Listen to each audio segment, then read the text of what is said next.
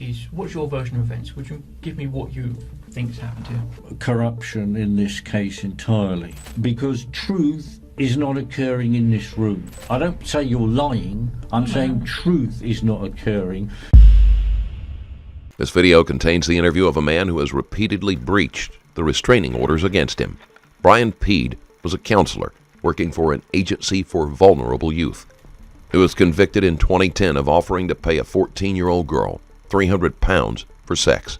However, the teen turned out to have been an undercover police officer. Pead later claimed his actions had been undertaken in the name of research. The judge presiding over the case did not buy his version of events. Pead was placed on the sex offenders register, prevented by a sexual offenses prevention order from being in contact with children, and had to attend a community sex offenders treatment program. In November 2011, Pead was convicted of harassing his daughter and granddaughter. At that time, he was issued a restraining order, preventing him from contacting them. However, he breached the order multiple times, and in 2015 was remanded in custody due to several concerns: the likelihood that he might abscond, the likelihood that he would reoffend, and the possibility that he might interfere with witnesses. The court was also concerned about Pead's past failures to obey court orders. The time is 11:01. It's the 16th of October 2017. We are in an interview room here at Bromley Police Station. My name is DC Stanford. I'm with the Community Safety Unit at Bexley Police Station. Our officer present is Nancy Burns, CSU at Bexley. Thank you. I'm interviewing. Can you give me your full name and current date of birth, please? Yeah, Brian Pead, 12/6/53. Thank you, Mr. Pead. Mr. Pead, I know you were cautioned at the time of arrest, but because this is a police interview, I have to caution you again now. Okay? Yeah, sure. That caution is you do not have to say anything, but you may harm your defence. If you do not mention when questioned, say to you later on in court, anything you do say may be given evidence, okay? I know you've been interviewed before, but I have to break it down, so I'll break it down in three parts. I'll do with everyone. No problem. First part's very simple. I'm going to ask you a series of questions here today. It's your legal right whether you choose to answer them or not, okay? Of course. Second part, if this matter was to ever go to court, you're likely to be asked the same questions there that I'm going to ask you today. If you either choose not to answer my questions today, or any answers you give don't match any future answers you give, so basically your two stories don't match up, the court will allowed to draw what's called a negative inference. What that means is it can look badly upon yourself as to why you either didn't answer my questions today, or why your two sets of answers don't match up. Does that part make sense? Of course, entirely. Perfect. Third part, as I said, the interview's being recorded at the moment. We've got microphones on the wall and cameras on the ceiling, I've pointed out, okay? Again, if this matter was to ever go to court, it can either be played like a DVD, so basically someone can sit and watch us, or it can be transcribed, someone can write down our conversation, it can be read out in statement format. Does that all make sense? Of course. Perfect, thank you, sir. DC Stanford thoroughly explains everything that is happening to Pead.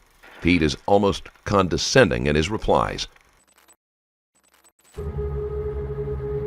Distraught, Parker Bell fired a .40 caliber pistol into the floor, sending the room, which included several civilians, into a panic as people ducked for cover. Throughout your time in custody, you have the right to free and independent legal advice. Obviously, you don't have a solicitor here present at the moment. Are you happy to continue without one? I'm not happy, but I shall continue without one. Okay, you understand that at any point during this interview you can stop and we'll get your solicitor free of charge? Yeah, I understand that. Thank you very much. Okay, no problems at all. Quick welfare check. Are you feeling fit and healthy today? Very tired because I was transported down at 3 in the morning, so between 3 and 6. Didn't sleep? I didn't sleep at all, and so I'm still very tired, but not to worry. Have you got any medical illnesses that will affect No, your none ability at to all. interview today? None whatsoever. Perfect, thank you, Mr. Pead. Right, Mr. Pead, before I ask you any questions about why we're here today, allow me to explain it to make sure it's clear, okay? You've been arrested for a breach of restraining order. The allegation is that on the 29th of September this year, which is a Friday, on a website that's listed down as www.lambethchildabuse.org, you posted an open letter to your Member of Parliament. In that, you named several people that a restraining order issued by the Inner London Crown Court on the 14th of August 2015 prevented you from doing so, okay? Now, before I ask you about the matter, because I'm sure you've got a version of events to tell us, is it clear what we're going to discuss today? Yes, I think you made it clear, thank you. Perfect, thank you, Mr. Pead. Mr. Pead, the easiest way is, what's your version of events? Would you give me what you think's happened here? Well, I don't really wish to make any other statement other than I wish to report officially on the record corruption in this case entirely. So I'm afraid that that is my version of events, you see. Okay. So it's not basically what you're going to want to hear, but I'm afraid that is the truth. So that is it, in effect. It's quite simple. Okay. There is corruption that has gone on in this case. I've been able to prove that corruption. Mm-hmm. I have informed several people, including the Home Secretary, including my Member of Parliament, including, I believe, the Director of Public Prosecutions, about corruption that occurred on that date in August 2015 that you read out. I forget the exact date. 14th of August. 14th, thank you. So 14th of August 2015, there was corruption in that case. I reinvestigated that case on my own because I knew the police wouldn't, and consequently I uncovered corruption. So it's quite simple, I'm afraid. That restraining order that was allegedly issued on the 14th of August 2015 is in fact bogus and has no legal weight at all, because what you'll find, sir, is that Lord Denning has gone into on the record many times that nobody, not even a Member of Parliament, can in fact keep any advantage he or she has gained through any kind of fraudulent activity. Well, you see, in this trial that you referred to, August 2015, a colleague of yours called D.C. Zia claimed that he had gone to Bexley Grammar School to pick up a card that I had allegedly sent to my two granddaughters who attend the school. Well, in June of this year, I went to Bexley Grammar School and met with the head teacher.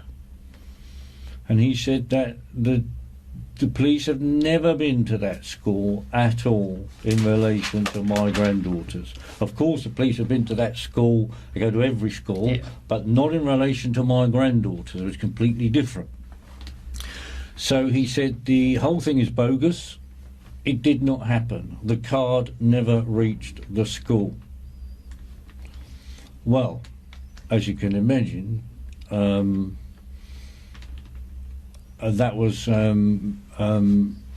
of great significance, because he committed perjury, because at the trial he said to the court that he had gone to the school and he had met with the school secretary and others to pick up the card. Well, either he's lying or the head teacher's lying, and I don't see any reason for the head teacher to lie. And so after my meeting with the head teacher, I sent a affidavit to him that I wrote out asking him to sign. I've not yet got that back. Of course, it could have been sent back to me, but I don't always get all of my mail. But that's another issue we don't need to discuss right now, although it is of significance. So he committed perjury. Perjury Act 1911 you'll be familiar with. And consequently, that's a fraudulent trial. And equally in 2011, the 1st of November, Bexley Magistrates, 1st of November 2011, that has got corruption all over that case as well. D.C. Stanford allows Pead to speak at length and make his accusations. Pead claims there is corruption involved in every case that concerns him, which may point to paranoia. So I could go into more detail if you would like me to. It's mainly going to be around the 2015 I thought it would be, because you see that's how the law works, is it narrows it down to try to find you guilty, not to actually find you innocent. So you see, the 2015 case was built on the 2011 case. Mm-hmm. Well, I'll have to refer to Denning again, I'm afraid. You cannot build something on nothing. So the 2011 case was wrong, was rotten to the core. If you're going to build a case 2015 on that, that's also rotten to the core. And then, to wit, DC Zia has in fact committed perjury. Okay. So I'm going to ask you a couple of questions in more depth in a second, but so just so I get your explanation correct, what you're telling me is, as far as you're concerned, the court case that issued that restraining order didn't have the power to issue it to you. Correct, it can't do. And I've checked this out with my MP, who's also a barrister in QC. And we've discussed this at great length. And on the 27th of January this year, this would be 2017, 27th of January, at the Knights Hill Hotel in a constituency meeting with an investigative author there present, Mr. Bellingham, Sir Henry Bellingham, my MP and barrister, said to me, "It is clear that you cannot be guilty of any of the convictions against you, and any solicitor would be able to see that straight away." And he also referred to my unlawful dismissal at Lambeth when I was a head teacher there. Yeah. And he said, you know about that? Yeah, I you read reading both your websites this morning, actually. Ah, okay. Well, consequently, he also referred to my dismissal at Lambeth as being unlawful, which it clearly was. And that's it, really, sir. Did you say DC Stanford? STANFORD, yeah. Much obliged, thank you. So DC Stanford, that's it, really. That's all I really have to say on the matter. Because it's very serious, as you will appreciate, when I have to inform a police colleague that one of his, in your case, one of his colleagues has committed perjury. And it's demonstrable perjury. It's not me saying it. All we have to do is go along and interview the head teacher, and he'll say, yes, the police never came to my school. Those girls have never received the card that was allegedly sent to their school, etc., etc., etc. Okay, so as I said, as far as you're concerned, the 14th of August 2015, the court case in London Crown, as far as you're concerned, had no legal backing to it. So can I make assumptions, I don't always like doing it, but can I assume that means, as far as you're concerned, that restraining order isn't valid?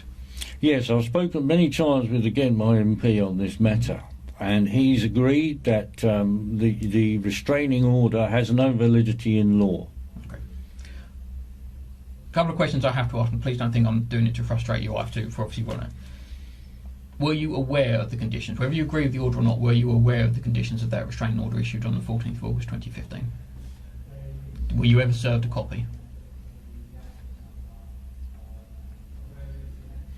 I think at this point I'll take my legal advice and say that I'll make no comment. Okay, no problem. Hope you I took the legal advice from myself. You understand what I'm saying? No, and I hope you understand. I've still got to ask you a few questions, but if that's... No, I understand completely.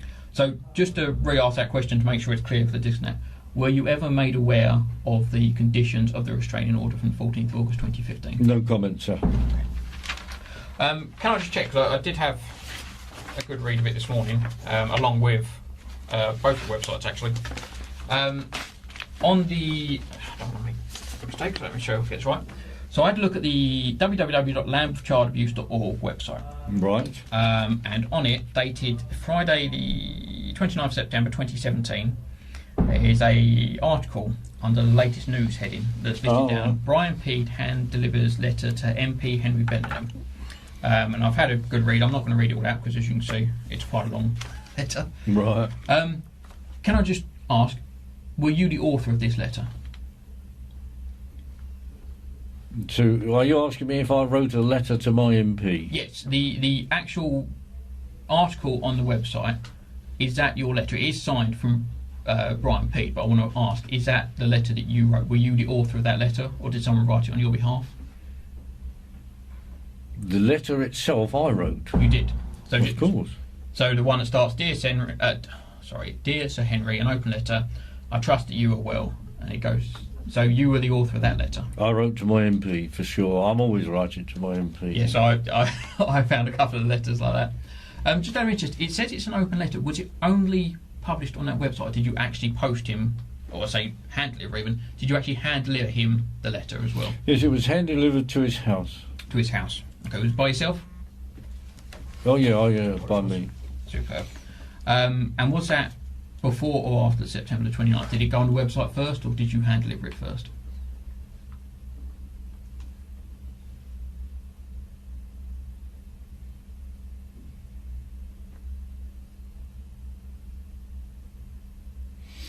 I do believe it must have been given to him first, because I wouldn't then have been able to say it was hand delivered.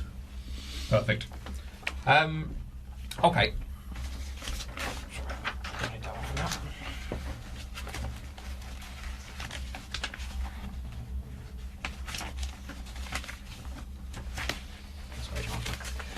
Okay, I'm just going to read out. These are the conditions placed upon it's called a protection from harassment order, but a restraining order. It's dated down, issued by the Inner London Crown Court on the 14th of April 2015, so this one here. Now, please don't get me wrong, I appreciate you're saying that the restraining order is invalid, but I hope you appreciate I've got to read the conditions out.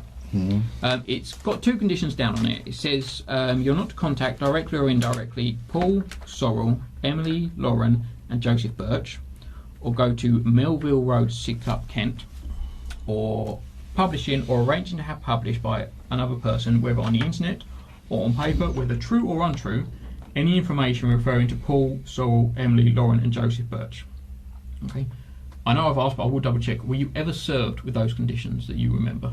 Again, no comment. No problems. Okay. Have you got the original of these? Sorry, it's just purely I highlighted something. Thank you.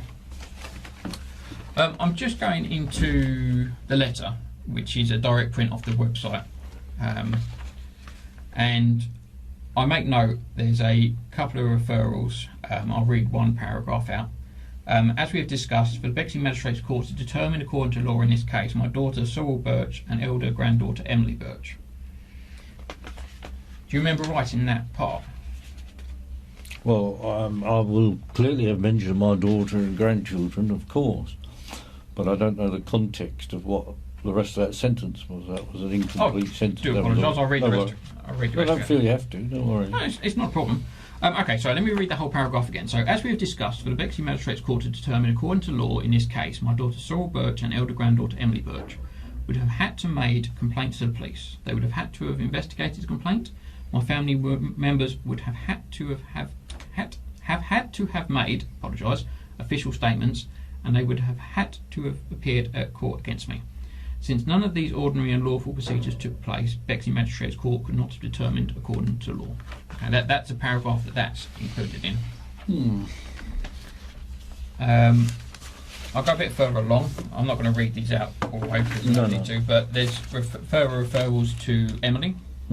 Obviously, there's a paragraph here that's quite heavily covered by Emily because it discusses the letter at the school and DC's ear and things like that. Okay. And obviously it's referral to Sorrell as well as mother. Okay. Now, so much paper up to my hands. Obviously, in my view, and this is solely my view, based on the evidence I have in front of me, it appears to me that you have breached the conditions of the restraining order because you published on the internet documentation that refers to people that, according to the Inner London Crown Court restraining order, you were not allowed to. Would you agree or disagree with me on that? Well, I would disagree. Okay. For two reasons. Yeah, go. One reason is I never said I published anything on the internet. I said I authored a letter which I delivered to my MP. Secondly, I'm absolutely concerned, really seriously concerned, that a detective constable in a metropolitan police force can be told of perjury in a case in which a bogus restraining... I say bogus, you will disagree. In which a bogus restraining order is issued. For me, you see, I'm old school. I'm 64 now. Pead continues to insist that there is no validity to the restraining order and that the accusations against him are a result of corruption. I'm very old school. And consequently, being old school, if a member of the public tells me that in a trial a policeman has committed perjury, alarm bells should be ringing. Mm-hmm. And therefore, any assumptions you therefore make, like you just have, that you've read this, there's a piece of paper that says there's an order, oh, you must be guilty, that's dangerous thinking. That's Orwellian, dystopian society we live in, right? You may not understand all what I'm saying, you don't have to. Your focus, to me, should have been, oh, let's stop there, let's explore your claim, which I said was official complaint.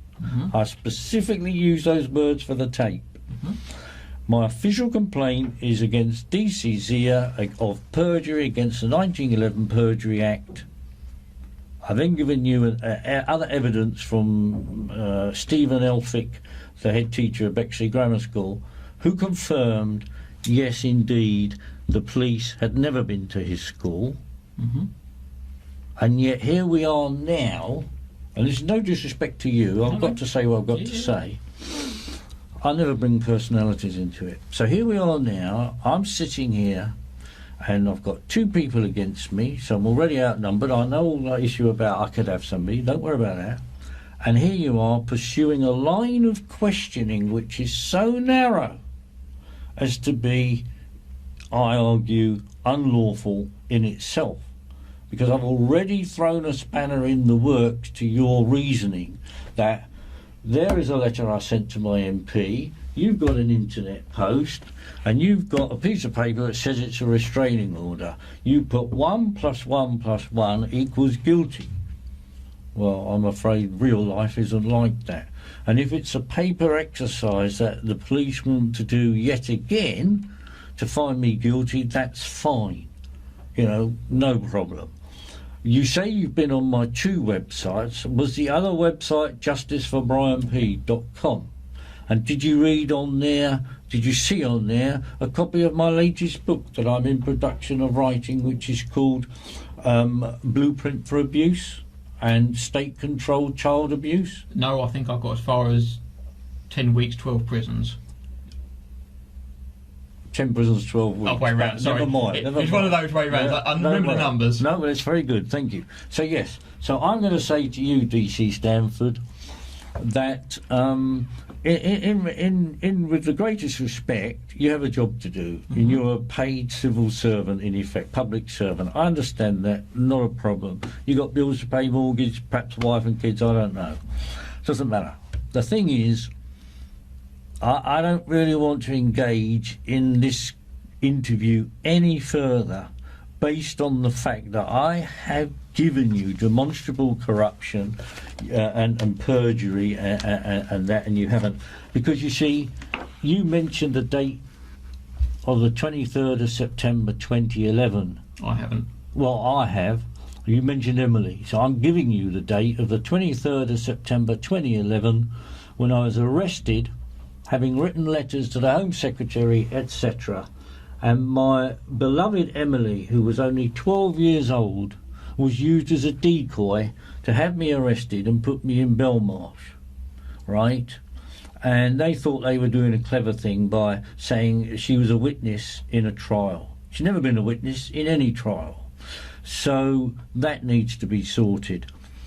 What I'm hearing today is fills me with dread, because truth is not occurring in this room. I don't say you're lying, I'm saying truth is not occurring, because you're trying to put together a false proposition based on false documents. Well, anyone can do that. Anyone can make any proposition I like.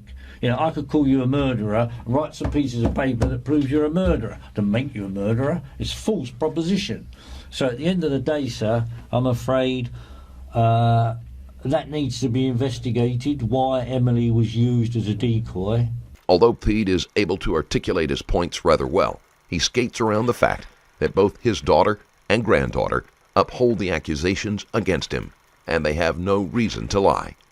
And it also needs to be investigated why, when I went to Teapot Island in Maidstone in March of this year, and then 3 or 4 days later I wrote to the Commissioner, Commissioner Dick, I'd gone to Teapot Island to give my in-laws, my daughter's in-laws, all information about my innocence, including a letter from Sir Henry Bellingham saying Brian Pead is innocent and a victim of a number of miscarriages of justice.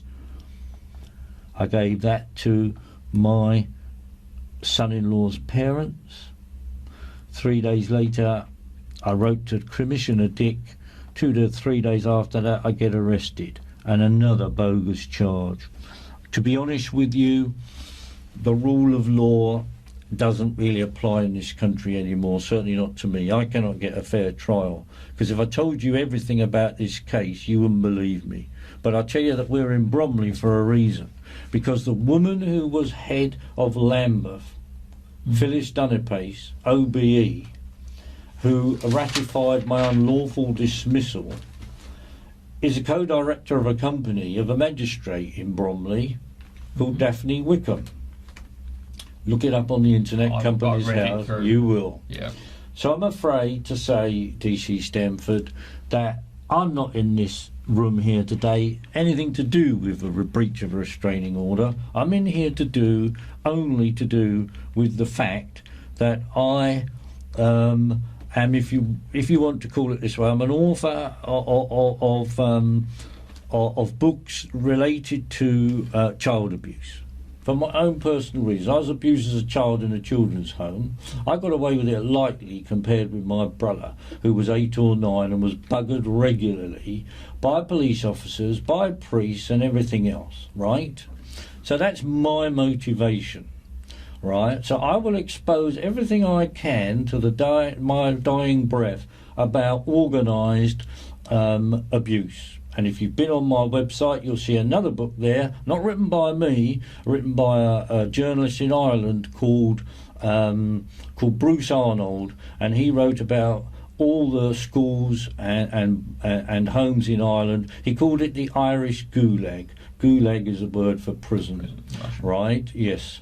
And so consequently, Mr. Stamford, I'm afraid to say, I've trod on some very powerful toes, which is why I'm here. You are just being used as a pawn, and your colleague next to you is also being used as a pawn. You may not see that, I don't expect you will, but there's a much, much bigger backstory to this than you realise.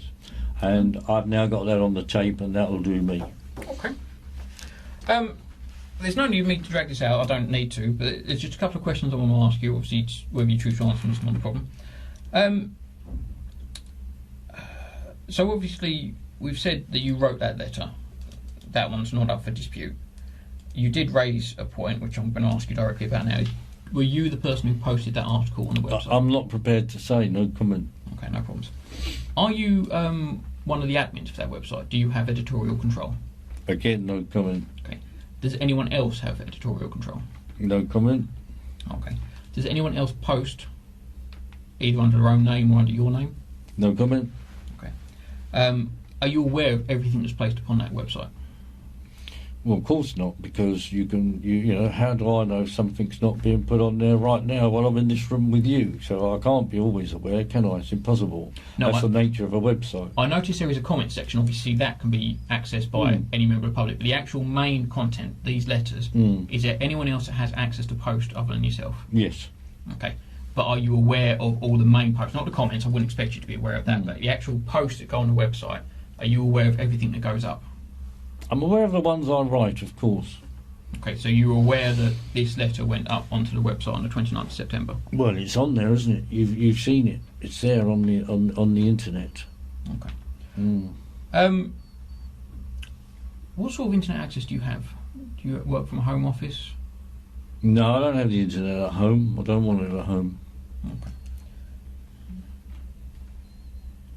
Okay. Well, I'm going to be very specific. I know you've answered them, but I'm going to be specific to the point.